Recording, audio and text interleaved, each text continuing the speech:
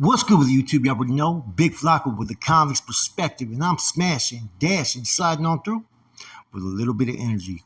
Please hit the like, subscribe, comment, do all those things to help support this channel, and hit that bell notification for future fire content, man.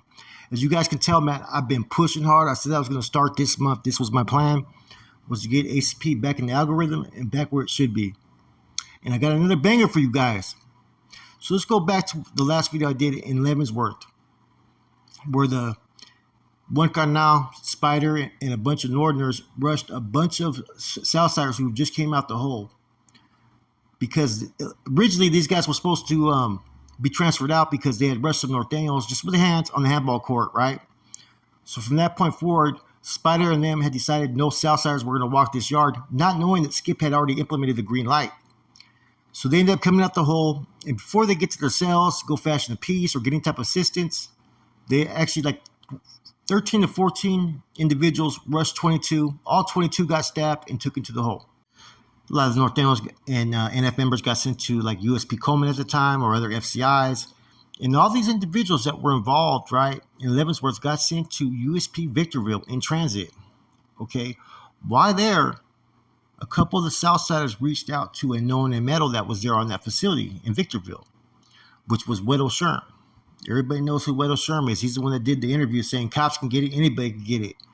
He's a longtime MA member that was from San Diego, and they reached out to him and told him what had happened in Leavenworth. Now, they had already heard what had happened, I think, in the other institution, Florence, as well as what happened in Sheridan. Now, all these incidents were pretty fucking vicious, guys. They were like on a whole different level than what is the norm. So at that point, Sherm, on his own behalf, greenlighted the Nortenos, right? Now, he sent word to those that were going to FCI Florence to take word that he was ordering that any Norteno that is there or touches down there, they are to be removed, that it's on and cracking, okay? So basically, Sherm's the one that they got the authority to push the issue right there in FCI to have him hit.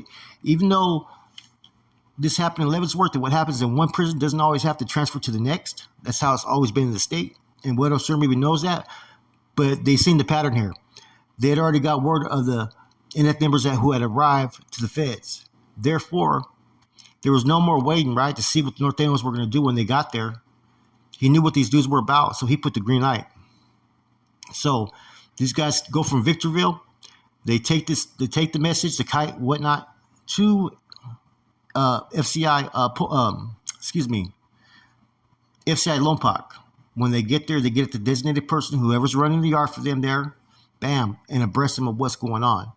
Now, there's Nortenos that have been programmed on that yard for a minute, right?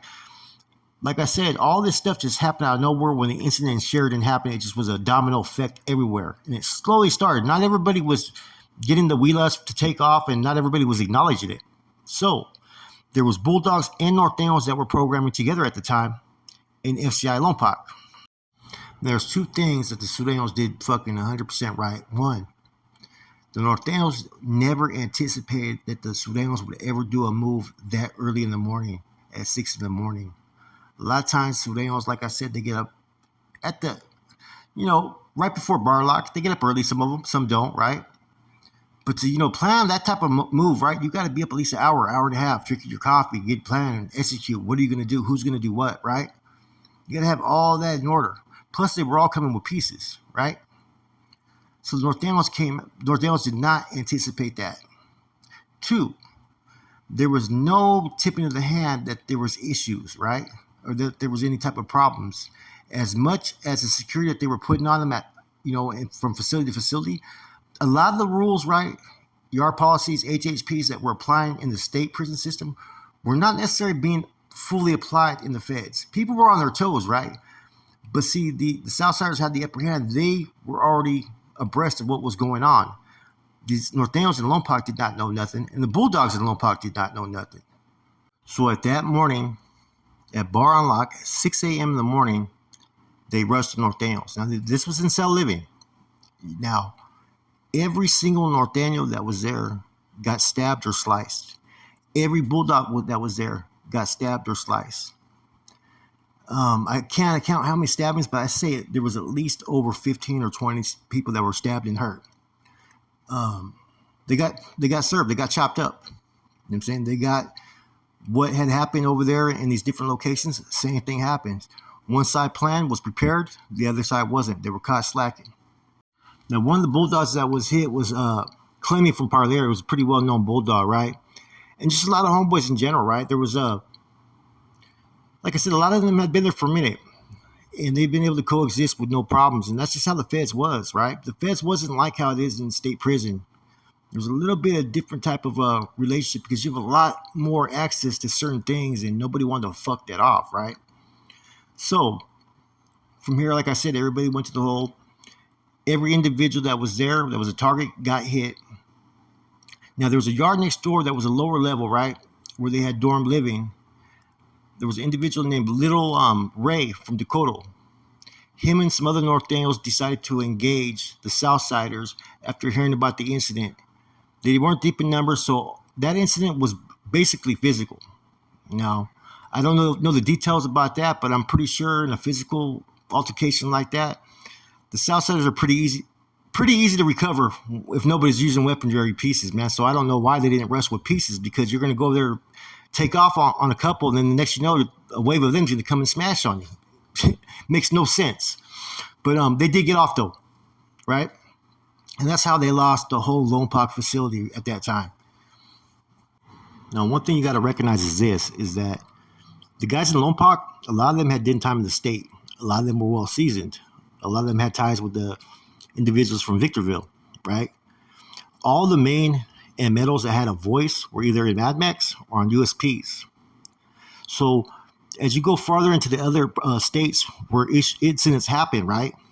A lot of these dudes were on these yards for years, hiding out, doing things they weren't supposed to do. Number one, you had a lot of dudes that were from out of state that were not used to how Nortenos function and operate.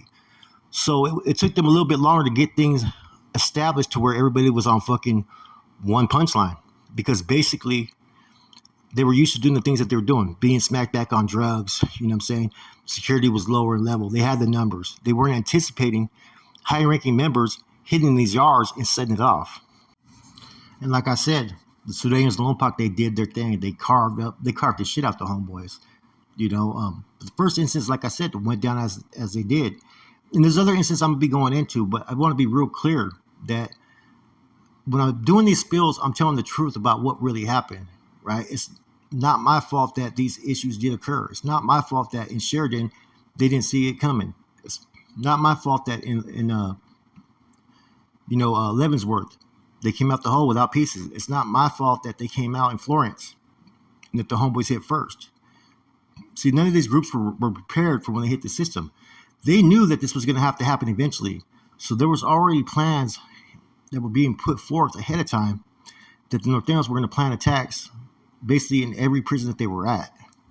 But at first, this wasn't supposed to be the case. The reason why, like I said before, that triggered it all was because in Sheridan, they said that they had to remove whichever NF member was on that line. Now, for a while, a lot of people had been on these yards, being able to coexist and whatnot, and some people got a little bit too comfortable, as you're going to hear in some other upcoming stories. And you got to remember, there was a lot of individuals that hit the system from that 94 indictment that came out of Stockton that were bros, that were seasons, that were educated.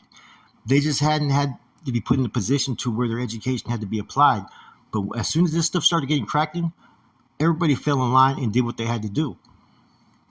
South Carolina, which I'm going to be going into next, is going to be a prime example of individuals feeling too comfortable saying, it's not going to happen over here, and individuals not prepared for what was going to come. You know, from doing a lot of different research and talking to different individuals that were in the feds, I noticed that the feds ain't no joke, man. There's a lot of shit that happens, right? It seems like they're more safeguarded and protected.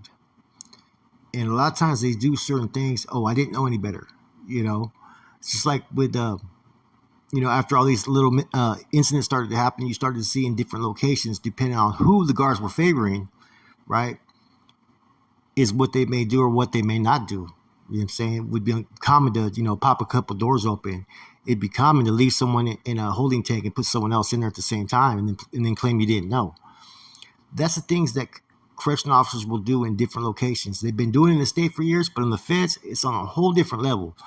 The feds is a trip because, think about it, it's not just North and South, AB, Crips and Bloods, and Bay Area cats. You have every single group there. You have Latin Kings, you have the Netas, you have different white groups. The Dirty White Boys, Aryan Circle, Aryan Family, DC Blacks, we call Gangster Disciples, Vice Lords. All these different groups are there. And see, nobody's going to sit there and allow anybody to put them on a pedestal like they're inferior to anybody. And those are facts. Latin Kings are deep as hell. That's a deep car as well. And now you got the MS-13 who started to kind of be separated from the Sureños. And see, I'm going to do a little bit more on that because all that stuff that happened about, a year ago in Beaumont, right? The stuff that's been going on between the MS-13 and the Sureños for a minute, or Mara Salvatrucha, because you have two different factions. You have the, the Nacion, and then you have the ones that are home-based in Cali. So you're in an environment to where you have to adapt to how everybody functions, what to expect, as well as what to expect from the guards, man. And this shit got it cracking, though. Like I'm telling you right now, man, the stories that I know and I'm going to be telling you guys, it's going to get deeper and deeper, man. Then we're going to get into some of the politics that were being played and whatnot. Basically, the storylines that you hear from other channels, but we're going to be focusing a lot more on NF and other groups as well. With that said, it's your boy Flacco, ACP. I'm gone.